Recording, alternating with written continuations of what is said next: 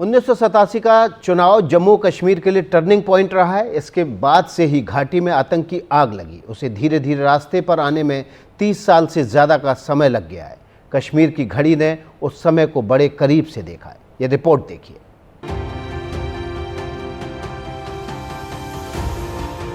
लंबी कतारों में छुपी है बदलते सूरत हाल, यानी जमहूरियत की कहानी।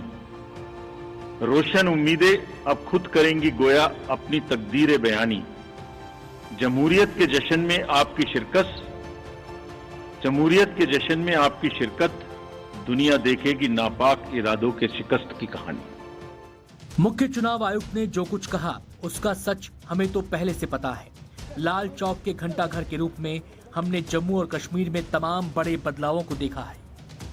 मैंने देखा कि शेर कश्मीर के नाम से मशहूर शेख अब्दुल्ला की सरकार कैसे चली थी, कैसे गई थी। तो मैंने उनके बेटे फारूक अब्दुल्ला की राजनीति को अपनी आंखों के सामने ही छोटी से बड़ी होते देखा। जिस कांग्रेस के साथ नेशनल कॉन्फ्रेंस का आज गठबंधन हुआ है, यही गठबंधन 37 साल पहले हुआ था। तब सामने अलगाववादी ताकतें भी थीं।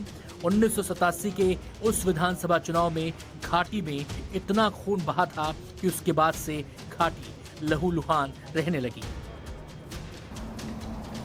बल्कि 1990 में तो भारत बनाम पाकिस्तान और हिंदू बनाम मुसलमान की लड़ाई इतनी तीखी हो चुकी थी कि घाटी से कश्मीरी पंडितों का पलायन शुरू हो गया। पाकिस्तान इसके ही फिराक में था। तब से संयुक्त राष्ट्र से लेकर हर फोरम पर पाकिस्तान कश्मीर में मानवाधिकार का सवाल उठाता रहा। जब 5 साल पहले अनुच्छेद 370 खत्म किया गया तो पाकिस्तान को लगा कि इस मौके को वो भुना लेगा। लेकिन पाकिस्तान के पास इस सवाल का जवाब नहीं है कि उसने किस तरह कश्मीर के ही हिस्से पर जबरन कब्जा कर रखा है, जिसको पाकिस्तान अधिकृत कश्मीर या पीओके कहते हैं। लेकिन भारत का इरादा साफ है कि पीओके लेकर रहेंगे। इसलिए एग्रेसिव हूं कि जम्मू एंड कश्मीर के पीओके को आप भारत का हिस्सा नहीं मानते हो क्या?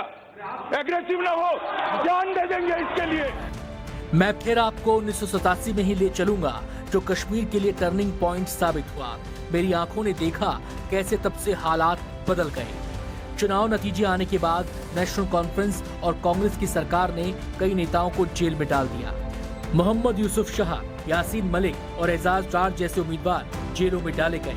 उन नेताओं ने आरोप लगाया कि जेल में उनको प्रताड़ित किया गया, मारा पीटा गया।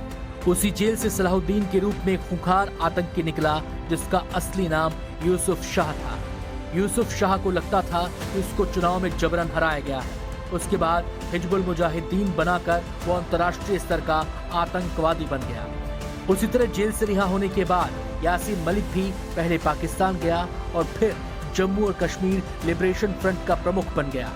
इसी तरह एजाज डार ने भी हथियार उठा लिया और तत्कालीन डीआईजी अली मोहम्मद बटाली की उनके घर पर ही हत्या कर दी गई। खूंखार आतंकियों के कारण 3 दशक तक कश्मीर हिंसा की आग में धधकता रहा। लेकिन अनुच्छेद 370 के खात्मे के बाद भारत सरकार ने घाटी में अमन शांति की नई पहल की। हालांकि बीच बीच में जम्मू और कश्मीर में चुनाव भी हुए, गठबंधन भी बने, लेकिन असल सवाल यही था, घाटी कब आतंक मुक्त होगी।